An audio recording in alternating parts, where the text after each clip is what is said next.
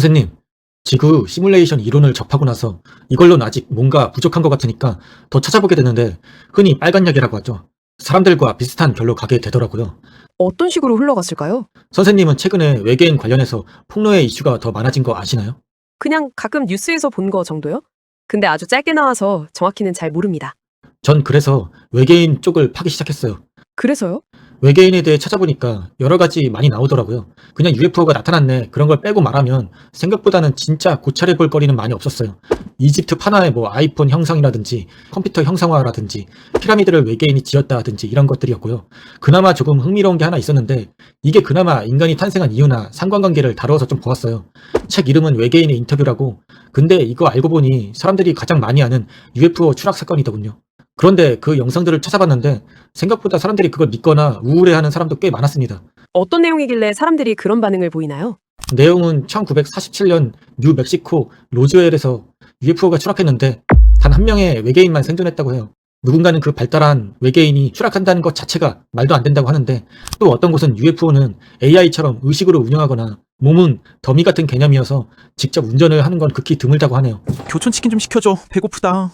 그런데 추락한 외계인과는 그 어떤 이도 소통할 수가 없었는데 비행 간호사로 근무하던 한 여자만 텔레파시로 이야기할 수 있었다고 해요. 저 외계인 새끼 여미새네. 그래서 그 간호사는 질문들을 텔레파시로 물어보고 해석하고 기록하는 역할을 했고 다른 폭로자들처럼 이 비밀들을 누설하면 가족 모두가 살해될 것이라고 협박을 받았대요. 이 내용들은 간호장교가 죽기 전에 까발리려고 한 출판사에 보냈는데 이 글이 너무 충격적이니 대중들을 위해서 판타지 소설처럼 써달라고 요청을 했답니다.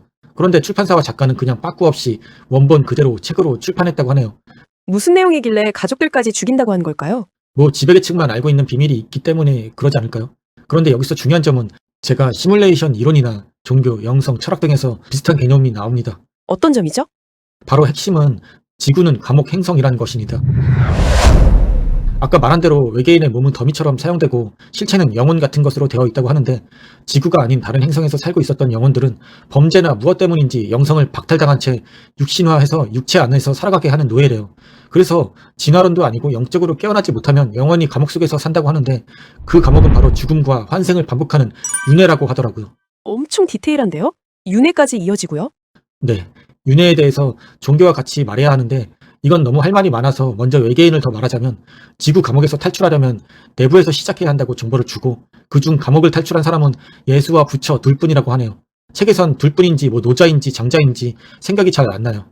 그리고 진정한 깨달음은 사람들에게 전해져 오면서 너무 많이 왜곡되어 있다고 합니다. 이건 종교도 마찬가지라고 생각하는데 댓글들을 보면 말이 안 된다, 영혼이 빠져나올 수 없는 게 무섭다 등등 이렇게 나뉘더라고요. 꽤 진지하게 믿거나 영향을 받은 사람들도 있고요. 아무튼 그렇게 간호장교의 인터뷰가 끝나고 다른 사람들이 악의적인 마음으로 다가가자 갑자기 그 외계인이 죽은 것처럼 쓰러져 더미가 되었다고 합니다. 경성님의 생각은 어떠신가요? 그게 일단 전 항상 모든 건 가설이라고 생각합니다. 하지만 우리 존재 자체가 너무 미스테리하니까 가설이지만 모든 게 그럴 수 있고 아닐 수도 있다고 생각해요. 아직 제가 체험하지 못했고 직접적으로 와닿지 않은 게 가장 크지만요. 또 최신에는 미국 정보장교라는 사람이 그만두면서 폭로를 했대요. 이번에는 어떤 내용이죠? 그 사람은 외계인은 무조건 존재하고 자신이 몇 번이나 봤고 UFO 안까지 들어가 봤다고 해요. 뭐 요즘은 UAP라고 불리기도 하는데 하여튼 그 작은 공간이 순간 축구장만하게 바뀐다고 하더라고요. 거기다 시간의 흐름도 달라서 잠깐 들어갔는데 밖은 몇 시간이 흘러가 있고 그렇대요. 그런데 외계인의 사례는 거짓말이 너무 많아서 어떤 거짓말들이 있었죠? 저희 어릴 적 막 외계인 시체 해부쇼 하던 거 기억나시나요? 아, 네, 기억나요. 그때 엄청 충격이었는데. 그것도 누가 만든 인형 덤이었다고 하고 이번에는 최근 멕시코에서 청문회까지 열리고 사람 팔뚝만한 미니 외계인 미라를 뉴스에서 보여줬어요. 오호, 그래요? 거기다가 발표하기를 DNA가 인간과 같기도 하지만 지구에서는 있지도 않는 것들도 있다고 해서 엑스레이 촬영본까지 보여줬었습니다. 그래서 이번엔 진짜인가 하고 관심이 가더라고요. 진짜던가요?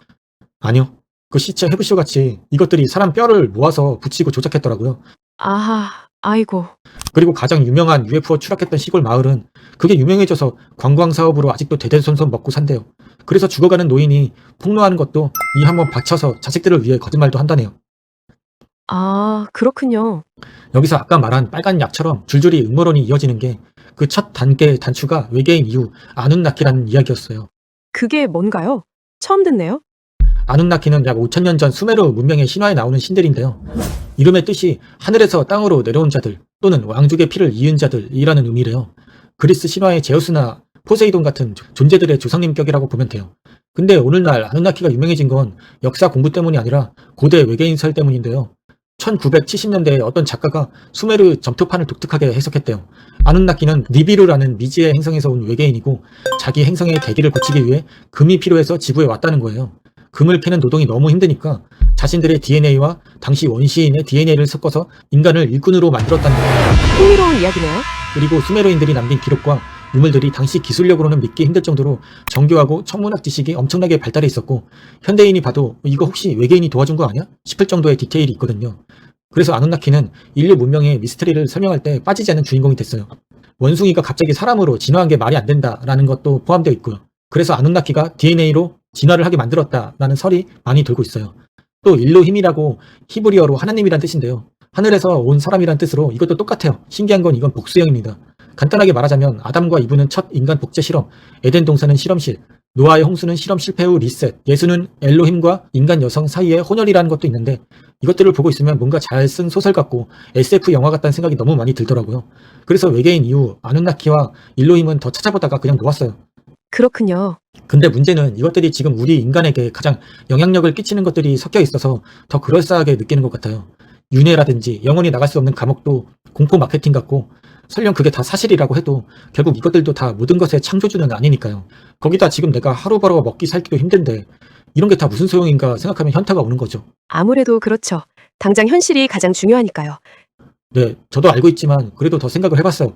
어떻게 결론을 내리셨나요?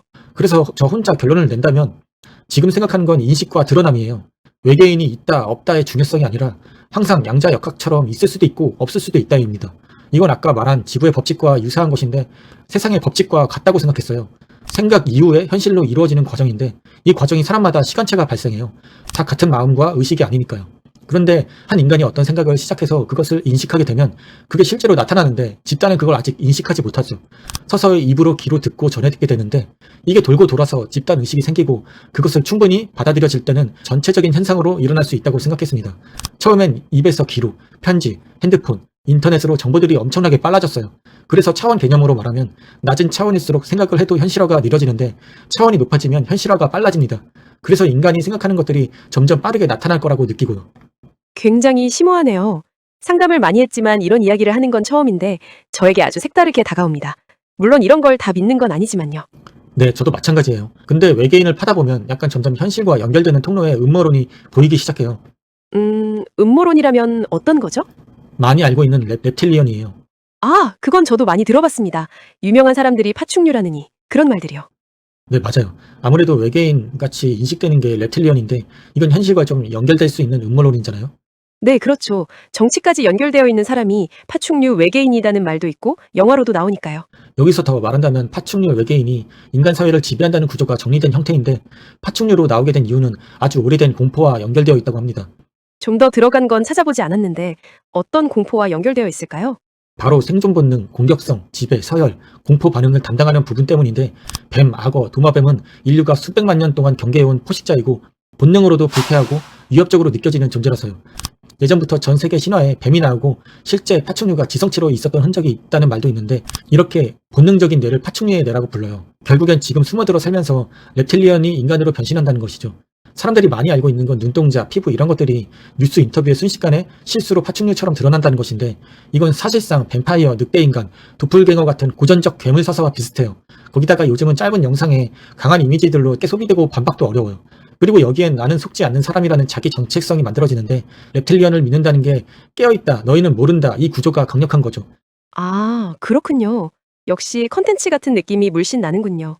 네, 결국 권력의 꼭대기에 세상이 불공평해 보이도록 만들고 있다는, 즉 보이지 않는 진짜 주인을 상상하게 만든다는 것인데 근데 이게 환장하는 것이 점점 더 현실처럼 인간의 체계와 연결된다는 것이에요. 아, 그게 또 다른 걸로 연결이 되는 건가요? 선생님, 혹시 일루미나티와 딥스테이트라고 들어보셨나요? 네, 저도 그것들도 들어는 봤습니다. 물론 아까 reptilian처럼 그냥 이런 게 있구나 하는 정도만 알고 있고요. 저도 그냥 그 정도였는데 이게 reptilian과 또 구조가 연결되는데 이건 reptilian보다는 더 직접적으로 소설 같지 않게 실제로 실존했던 현실과 연결되어서 이걸 더 알아보기 시작했어요. 좀 더 얘기해 보시겠어요? 먼저 일루미나티는 대략 1700년도에 창설됐는데 이 사람은 철학자, 법학자였대요. 이 사람이 사회를 보고 종교가 사람을 통제한다고 생각했고 왕과 귀족이 권력을 독점한다고 생각했던 거죠. 그래서 지식과 이성이 막혀있다고 판단해서 종교, 왕권, 미신에서 벗어난 이성 중심 사회를 만들자가 목표였대요. 오, 그런 거였나요? 네, 근데 문제는 시대였어요. 이걸 공개적으로 하면 차벌이었거든요. 그래서 비밀 조직이나 암호, 단계식 회원 구조, 내부 교육 이런 것으로 형태를 취했대요. 그게 점점 조직이 커지니 불법화가 되고 강제 해산이 되었다는데 중요한 지점은 이후 기록이 거의 없다는 것입니다. 누가 어디로 갔는지, 완전히 해체됐는지, 다른 조직에 흡수됐는지 이게 명확하지 않아요. 그래서 역사적으로는 해산됨이 공식 결론이에요. 그렇군요. 문제는 여기서 시간이 흐르면서 산업혁명, 금융 시스템, 거대 기업, 전쟁 등이 생기면서 돈과 권력이 집중됐고 사람들이 보기엔 이 장면이 반복된다는 거예요. 전쟁이 나면 회사가 돈 벌고 정권이 바뀌어도 큰 구조는 안 바뀌고 엘리트들은 서로 알고 지내고 법 위에 있는 것처럼 보이는 거죠. 이때 사람들이 이거 뒤에서 조종하는 놈들이 있는 거 아니야? 라고 묻기 시작했어요. 아, 그렇군요. 우리나라에는 케이팝 스타들이 이 일루미나티의 전폭적인 지원 없이는 뜨지 못한다는 음모론도 있는데 한쪽 눈을 가리는 동작을 하거나 손으로 안경 모양을 만들어 눈에 갖다 대는 포즈를 취할 때마다 전시한 사인이라며 정보가 도는 거죠. 이런 사인으로 그들에게 충성을 맹세하고 뮤직비디오 같은 곳곳에 숨겨놓는다든지 이런 식으로요. 아, 그 전시안이 그런 식으로 소비되는 거군요. 네, 근데 이건 그 스타들이 아니면 모르지만 이런 음모론이 항상 돌아요. 문제는 이 사인이나 표시들 하나가 캡처되는데 이걸 반박할 수가 없다는 겁니다. 이번에 제가 만든 만화에 컨셉이 있는데 이런 것들도 다 그렇게 몰아갈 수 있다는 거죠. 표지만으로는요. 그렇네요. 내가 일루미나티의 하수가 아니다라고 말해도 아니란 증거를 어떻게 내놓을 것이며 또 말해도 믿지 않을 테니까요. 네, 거기다 일루미나티는 또 딥스테이트와 연결돼요. 이건 더 현실적인 공포이고 점점 더 직접적으로 오고요. 아, 또 더 들어가나요? 이건 더 현실적인 개념인데 선거로 뽑히지 않았지만 국가를 실제로 계속 움직이는 권력 구조, 즉 그림자 정부입니다. 고위 관료, 군부, 사법기관 등등 내부 정보를 독점하고 정권이 바뀌어도 이들은 바뀌지 않는 거죠. 딥스테이트의 음모론을 보면 지하에 터널이 있는데 이들은 젊음을 위해 어떠한 물질을 먹는다고 해요. 그게 바로 공포의 물질인데 아들의 노크롬이라는 약물이에요. 그런데 이 약물이 그냥 만들어지는 게 아니라 극한의 공포를 느낀 아이들의 피에서 추출된다는 괴담이죠. 아이들을 가두고 약물을 생산하거나 생체 실험을 한다는 것인데 가끔 할리우드 스타들이 갑자기 확 늙어 보이거나 눈가에 멍이 든 채 나타나면 아들의 노크롬 공급이 끊겨서 그렇다고 해석하는 사람들도 있습니다. 이건 점점 현실적으로 다가왔지만 역시나 음모론 같네요. 네, 좀 더 피부로 와닿은 것은 바로 인구수를 줄여야 통제가 쉬워서 인구 감축을 해야 한다는 음모론입니다. 이건 백신 주사와 연관이 되고요. 전쟁이나 전염병을 일부러 퍼뜨려 인구를 줄이고 그 과정에서 백신에 마이크로칩을 넣어서 살아남은 사람들을 완벽하게 감시하는 스마트 감옥을 만들려 한다는 게 지금 퍼져있는 음모론인데 여기서 이 음모론이 하나씩 현실로 드러나는 게 좀 충격입니다. 네? 현실로 드러났다고요? 아직까지도 이게 어떻게 그럴 수가 있냐, 말이 되냐 이런 사람들도 있는데 예를 들면 예전에 MK 울트라 프로젝트라고 해서 아이들을 데려가 고문하고 체면으로 자아를 여러 개 쪼갠 뒤에 해리성 정신병으로 만든 뒤 초능력까지 쓰게 하는 문건인데 진짜라고 나왔다고 하더라고요. 제가 잘못 알고 있는 건지 그 문건도 조작인지 모르겠지만 최근에 앱스타인 문건 때문에 또 난리 났잖아요. 아, 네. 전 그 글을 보고 더 이상 보지 않았는데 혹시 설명해 주시겠어요? 네, 핵심은 앱스타인이 살아있을 때 남긴 그림자 기록들인데요. 이게 수첩, 연락처, 피해자, 진술, 요약 등등 누가 언제 어디에서 있는지에 대한 리스트들이랑 사진, 영상 기록들이에요. 문제는 많은 권력자들과 정치인, 스타들 이름이 반복적으로 나온다는 거예요. 가장 잔인한 건 어린아이들은 사람이 아니라 물건처럼 기록되어 있다는 겁니다. 앱스타인은 중개자처럼 행동했다고 하는데 사람들을 섬으로 불러서 아이들을 강간하거나 심지어 죽이고 죽인 아이들의 뇌와 살을 먹었다는 충격적인 내용이에요. 그게 정말인가요? 저도 솔직히 모르겠어요. 공개 문건으로 나왔다고 하는데 문제는 이게 음모론만으로 치부되는 것이 완전히 양지로 뉴스까지 나왔다는 것이죠. 그리고 예전 피자 게이트라고 2016년 정치인이 이메일에 피자, 치즈, 핫도그가 반복된 이메일 내용이었는데 이것도 다 연결돼요. 피자는 미성년, 치즈는 어린 소녀, 핫도그는 어린 소년, 베이스먼트는 비밀 공간 등등으로 은어로 되어 있는데 장소는 워싱턴 DC의 한 피자집으로 되어 있어서 더 충격이었다는 것입니다.